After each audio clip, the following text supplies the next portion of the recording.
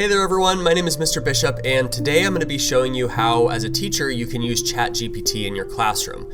This video is solely going to focus on how teachers can use it, not on how students can use it. It's a really helpful application that I'm sure you probably heard of at this point, so let's just jump right into it. So this is the ChatGPT website, and what you're going to want to do is click on Try ChatGPT. And if you haven't ever done this before, you're going to want to click sign up, put in your email address. I recommend probably not using your school address, but your regular personal one. And then once you're done, you can log in. Okay, so this is the main chat section of the website. And so what I'm going to do is put my first example in the box below. So what I want to do is create a list of words with the letter CI that makes the sh sound, and I want that to be put into 3 columns. Okay, so this is if you're trying to do some phonemic awareness, phonics lessons, things like that. Now, as you can see, it just generated exactly what I asked for.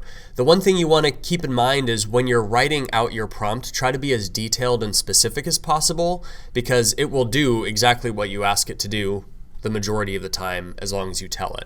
So as you can see, it placed that in 3 different columns. It has the sh sound and it has the letter CI that I asked for, and that just saved me a ton of time. So the next prompt I'm going to give it is generate 10 creative writing prompts for children in 5th grade. And there you have those 10 writing prompts. So write a story about a magical creature that you discover in your backyard. Imagine you're a superhero. What is your superpower and how do you use it to save the world? Picture yourself waking up on a Thursday morning and you're feeling sick and you have to write some quick subplans. This is a great resource for this type of thing. Okay, so let's put in the next example. Let's say that you're a science teacher and you want to create a rubric for a science-based presentation that the students are giving. Okay, so as you can see, they've generated the sample rubric to grade a science-based presentation. For criteria, they have content, delivery, visual aids, accuracy, all the types of things I would use for a science presentation. The categories are excellent, good, fair, and poor. And you might be thinking, well, what good does this do me if it's just sitting in ChatGPT?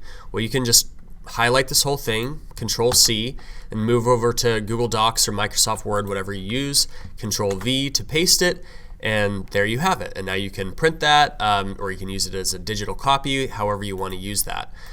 So again, another really solid example. Let's move into the next example. Okay, so this next prompt I'm going to use is write a lesson to explain when to begin a new paragraph for 3rd graders. Again, being really specific about what I'm asking for. And just remember though that when you're doing things like lessons, it's giving you the recipe for the lesson, but you're still the chef, right? So you still are going to look at the whole thing once it's done and figure out, is this suitable? Do I need to add something in here? Do I need to remove something there? Because you are, the number one person. This is just a little supplemental tool. Right, so just like that, it's generated this lesson plan for me with an objective. Students will be able to identify and explain when to begin a new paragraph with materials, procedure, introduction, demonstration, guided and independent practice, conclusion, even an assessment at the end. So this is really, really helpful whether you're in a pinch and need something quick, or if you really are just planning out a series of really important lessons on writing, for example. All right, so this next one, let's say that you're wanting a quick break game. I know for me, I do silent ball in class or 4 corners, but sometimes it gets a little stale. So I'm going to ask it to give me 3 quick physical break games to use with younger children. Let's say you have kindergartners. So there you go. They have Simon Says, Red Light, Green Light, Duck, Duck, Goose. Of course, these are familiar ones, but if you're anything like me, sometimes you just struggle to generate those out of your own mind. We have so many things going on all the time, so just having this to quickly generate those ideas is really, really helpful. So in this next math example, I'm kind of going back to my own 6th grade experience where I felt like in a class like Algebra, there weren't really real-world applications to a lot of the problems. So what I'm putting in here is provide me with 3 6th grade algebra problems with real-world applications. Let's see what it comes up with. So as you can see, it's just generated 3 problems for us. Let's just focus on that first one for now.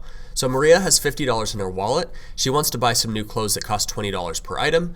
Write an algebraic expression to represent how many items she can buy. And then it even shows you the solution there, which is great. Not that a math teacher wouldn't know that, but it's just a little quicker for you. And then it goes into the real world application, which I really enjoy as well, because you'd want to share this with your students. This problem helps students understand the concept of inequality and how it can be used to solve practical problems such as budgeting for shopping, which is very, very applicable. So those were just a few of an unlimited number of examples and different ways that you could use ChatGPT in your classroom.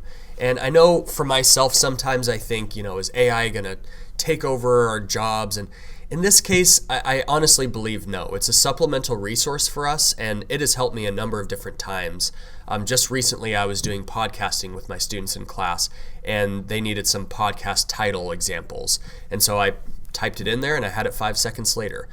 Everyone can use this in a variety of different ways, and you just have to figure out how you can best use it in your own classroom. So I hope this video was helpful for you. If you'd like to see more videos on this with more examples, I'm happy to do that. Just let me know in the comments below. And thank you all for coming and watching today. Take care.